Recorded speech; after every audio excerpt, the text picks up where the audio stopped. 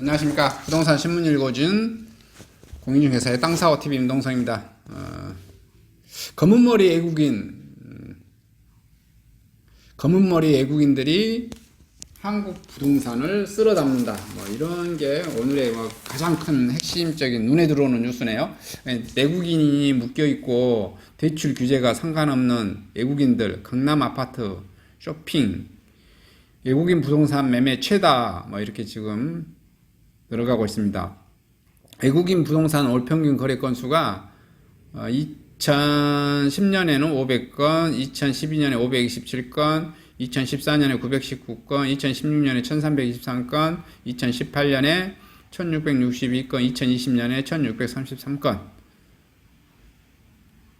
그 다음에 최근 외국인 국적별 서울 주택 구매율을 봤더니 중국이 지금 15년에 32%, 16년에 44%, 17년에 50%, 18년에 50%, 19년에 61% 이렇게 되고요. 미국 쪽에서는 2015년에 28%, 2016년에 26%, 2017년에 25%, 2018년에 27%, 2019년에 18%, 19% 이렇게 되어지네요. 그리고 기타 비율이 기타 나라가 2015년에 39%, 2016년에 거의 30%, 2017년에 24%, 2018년에 22%, 2019년에 20% 이렇게 되는 거 보니까 지금 중국인들이나 또 이렇게 한국계 중국인이라고 그래야 되나요? 이분들이 엄청나게 많이 사들이는 것 같아요.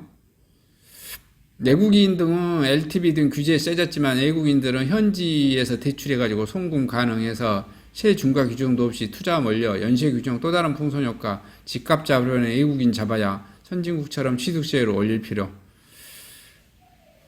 최근에 미국 동포 한 분이 30억 원짜리 압구정 재건축 예정 아파트를 직접 보지도 않고 구매했어요. 대형 업체를 통해 미리 계약금만 보내고 매매 계약서를 쓰면 그걸로 미국에서 대출받고 송금까지 가능하더라고요.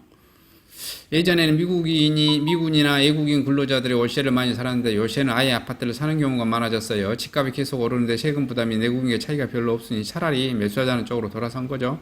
집값 안정을 목적으로 정부가 연이어 부동산 규제를 강화하는 가운데 외국인 거래가 활발한 것은 시장에서 또 다른 풍선 효과를 예고하고 있습니다. 내국인들은 실소유자들과 주택담보대출 등 강력한 대출 규제와 세금 조달 계획서 등조차 매수가 쉽지 않은 상황에서 그 틈을 노려 자금 조달 측면에서 상대적으로 자유롭고 여유로운 외국인들이 국내 부동산을 사들일 경우 정부가 바라던 집값 안정은 오지 않고 국내 실수요자들만 역차별을 받을 수 있다는 지적이 나왔습니다. 외국인이 국내 부동산 거래는 28년 글로벌 금융위기 국내 시장에서 바닥을 찍고 회복세로 돌아섰습니다. 이게 봐보니까 생각지도 못한 또 이런 사태가 벌어지고 있죠. 외국인들 부동산 많이 사서 외국인들만 지금 배불려 주게 있다 이렇게 하고 있고요. 자, 집 안 팔면 형사처벌 한다고 막 가는 다주택자 공직자 압박. 다주택자 공직자 압박은 여당의 입법 발의 신정훈 민주당 국회의원 다주택자 매각 또는 백지 신탁 의무와 불이행 시 5년 이하 징역 등 형사처벌. 윤재관 민주당 의원 투기과열지구 주택 포함 다주택자는 매각 안 할 경우 승진 임용의 불이익 공직자 윤리법 개정안. 근데 이건 신정훈 민주당 의원은 좀 너무했다.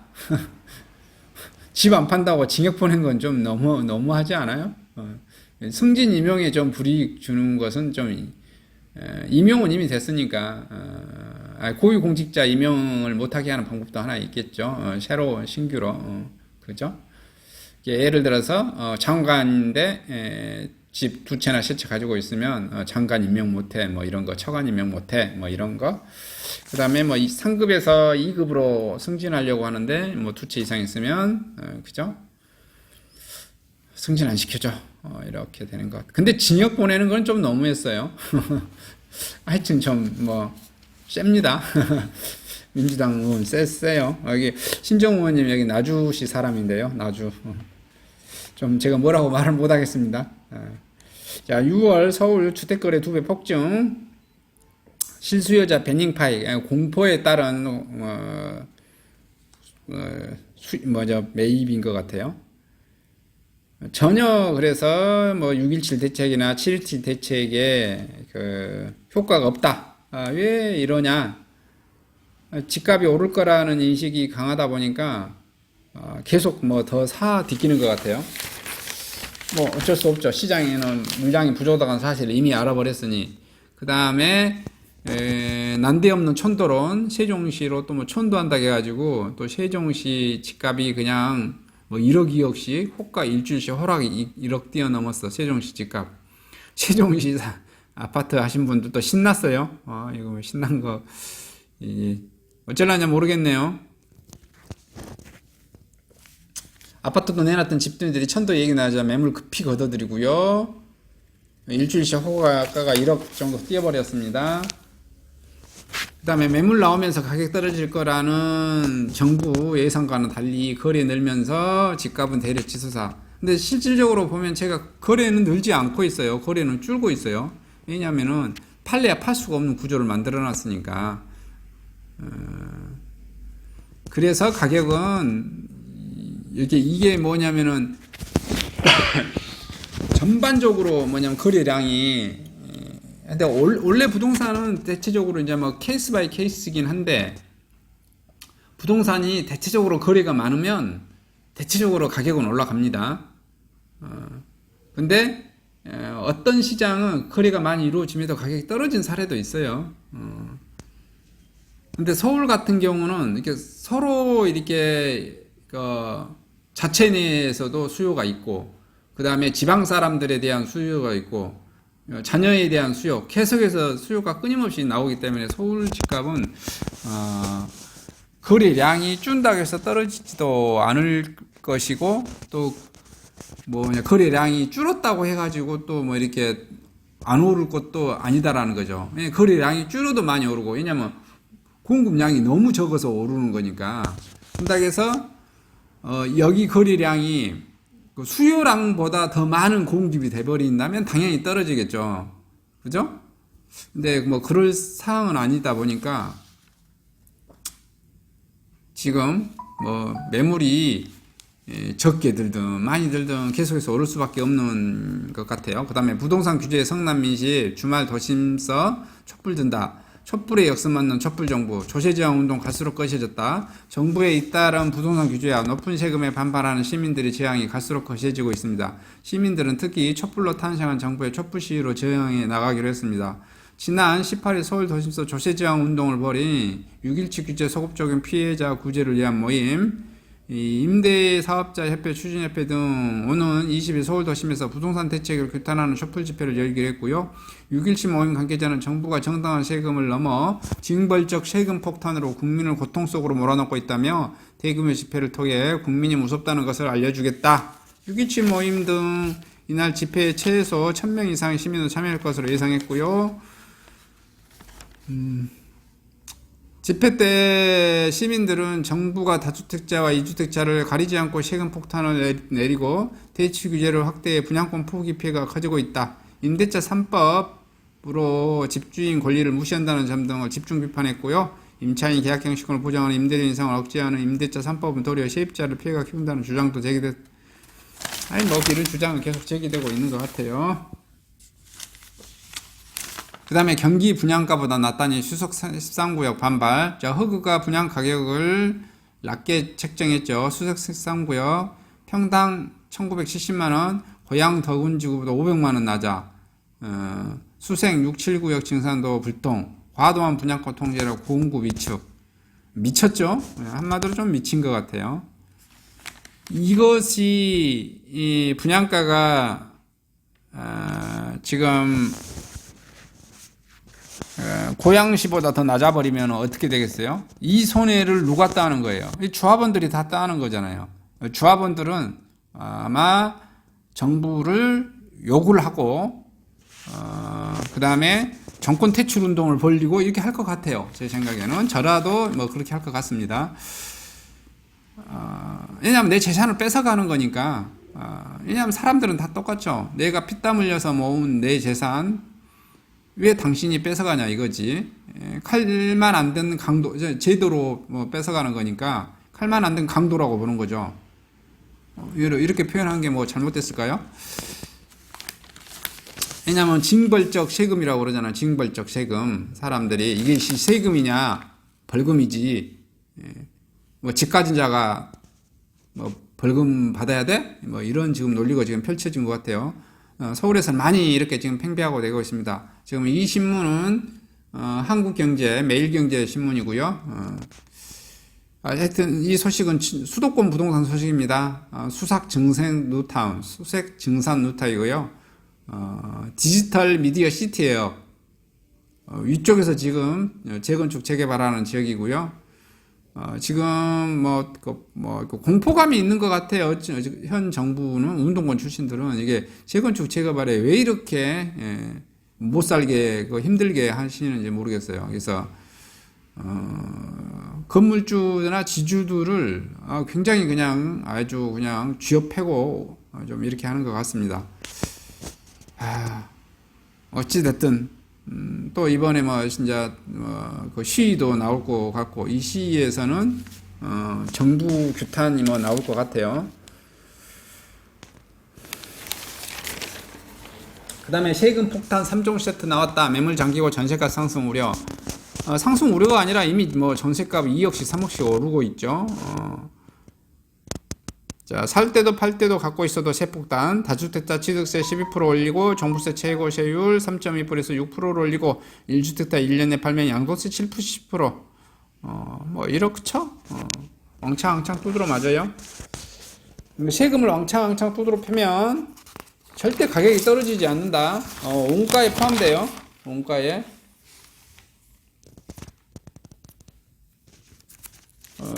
이상 전국 부동산 소식을 마치도록 하겠습니다. 지금 현재 법무부 장관님께서도 부동산 정책에 연일 지금 개입 비판 또 뭐 수사하라 뭐 이렇게 지금 하는 것 같은데 좀 현 정권이 좀 이상해요. 뭐 조국 사태 뭐 이런 거 봤을 때도 여러분들은 뭐 어떻게 생각할지 이게 그냥 나라를 두동강 내는 꼴이잖아요. 근데 지금 또 부동산 정책으로 또 이제 하면 집 있는 사람과 없는 사람을 또 이렇게 서로 싸우게 만드는 두동강 나는 정책을 계속해서 이렇게 좀 펼치는 것 같아서 좀 씁쓸합니다. 그리고 집 가진 자가 뭐 있는데 뭐 검사들까지 경찰들까지 동원해서 마치 범죄자처럼 이렇게 뭐 수사를 해야 되는 거냐. 물론 법무부 장관이 계속 부동산 정책에 개입하고 비판하고 또 엄정 수사하라고 이렇게 검찰청에 지시하고 있는데 법무부에는 일반적인 지시사항이고 후속 계획이 이제 없다고 하는데 요 민주당 정권 하는 짓으로 봐서는 제가 계속해서 강행하지 않을까 이렇게 좀 예상되어집니다. 하겠죠? 할 것 같아요. 하여튼 이제 뭐 해당되는 사람들은 또 뭐 손해도 보고 뭐 또 강력하게 반발하고 뭐 시위도 하고 데모도 하고 또 뭐 헌법재판소에 뭐 소송도 들어갈 거고 소송도 들어가고 하겠죠. 또 계속해서 하여튼 이렇게 뭔가가 사회가 부동산으로 인해서 계속 싸움으로 이렇게 번지는 것 같아요. 근데 이게 전쟁이라고 하는 것 같아요. 이게 전쟁. 이게 지금 집을 가진 자와 국가하고 지금 싸우는 거잖아요. 지금 현재 보면 집을 가진 자와 국가하고 싸움박질하는 거예요. 고대 시대로 가보세요. 고대 시대로 가보면 농경민족이 논을 가지고 이렇게 농사짓고 살잖아요. 그러면 이 땅을 누가 뺏으려고 해요? 북방민족이 말 타고 와서 가서 뭐 이렇게 활과 또 창으로 사람 죽여가면서 땅을 뺏고 또 뺏으면 거기서 뭘 하죠? 세금 징수권이 발생되죠. 또 직접 땅을 지배하기도 하고. 그러한 과거의 역사의 일련에 되어진 것 같아요. 옛날 역사는 진짜 총 들고 옛날에는 진짜 활 들고 칼 들고 죽창 들고 싸우는데 지금은 이제 활 들고 칼 들고 죽창 들고 싸우는 게 아니라 언론을 통해서 싸우고 뉴스를 통해서 싸우고 신문을 통해서 싸우고 유튜브를 통해서 싸우고 이렇게 계속해서 싸우는 것 같아요. 언론으로 그러니까 이제 현재는 이제 민주화된 사회이기 때문에 제도로 싸우는 거죠. 제도로 그런 거의 연장선상이라고 이렇게 지금 좀 느껴집니다.